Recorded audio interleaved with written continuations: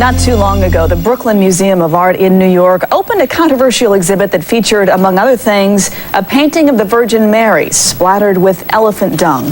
Now, as Russ Mitchell reports, the museum is under the microscope again. Russ, good morning. Good morning to you, Jane. That is right. It's an exhibit called Hip Hop Nation, Roots, Rhymes, and Rage.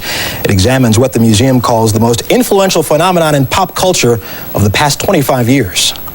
Talk about money, talk about wars, talk about paper, I could talk about awards. With rapper LL Cool J headlining, it wasn't your standard museum exhibit opening night gala. But then Hip Hop Nation, Roots, Rhymes, and Rage is not your standard museum exhibit. This is our art. This is urban folk art, period. Hip-hop journalist Kevin Powell, guest curator of the exhibit, says hip-hop fills a void in the telling of the American story. I learned that black people were slaves. Dr. King had a dream. Someone named George Washington Carver picked some peanuts, and that was about it, you know. And so I say that to say that for us, this is our way of telling our stories. Powell says the roots of hip-hop go back to the late 70s and early 80s, when disaffected urban kids began breakdancing on the streets, scrawling graffiti on city walls, and creating a new form of music that required neither instruments nor training, called rap. We would be outside rhyming with our friends, banging on the cars, right? An early pioneer of rap here in Harlem, Dougie Fresh, popularized what's called the human beatbox, where all you needed to make music was your mouth. So I would walk down the street and I would just make up beats of things that I would hear. Give us an example. Like...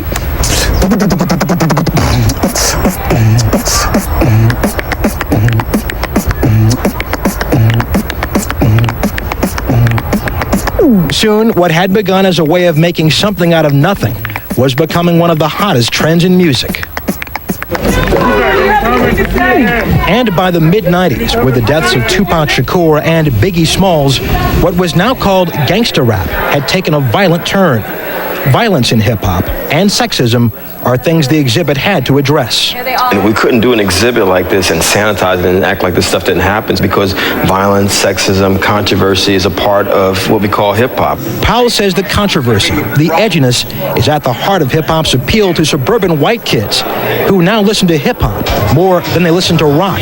There's always been an interest in music that's edgy, that's rebellious, that speaks to the times, which is why white kids were into bebop, which is why white kids were into rock and roll, which is why white kids are into hip-hop.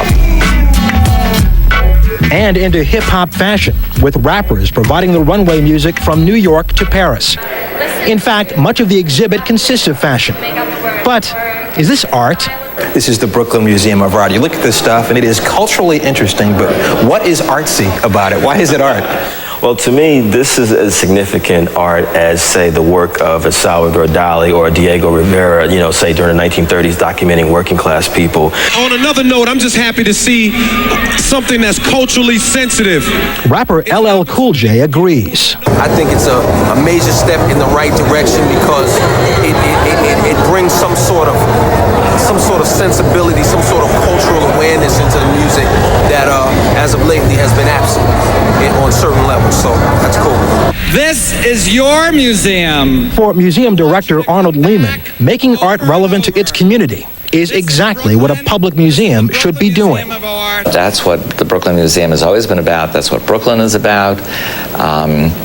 And I'm thrilled, because that's my interest in museum work. Want a ring like that? If the opening day was any indication, the community is interested. And if it is art, the only question may be whether it will stand the test of time. In 100 years, somebody may be singing My Way.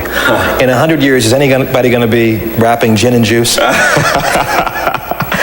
I think that hip-hop will be around. I mean, just as I now, you know, in the year 2000, you know, feel the need to put on a Robert Johnson record or a Billie Holiday record or listen to early Beatles stuff or Bob Dylan, someone somewhere will say, you know, I really want to understand 1990s America, and will listen to Tupac Shakur or Ice-T or NWA or Eminem, you know, or, you know, I think that's what's going to happen. I don't think this music's going to disappear.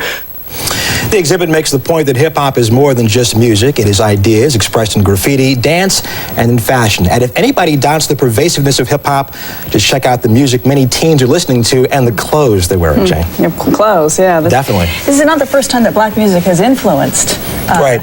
culture, the larger culture. How is this different? The difference here is these rappers are getting paid, unlike the early pioneers of rock and roll, paid a lot of money. A lot of money, indeed. Russ Mitchell, good story. Thank you.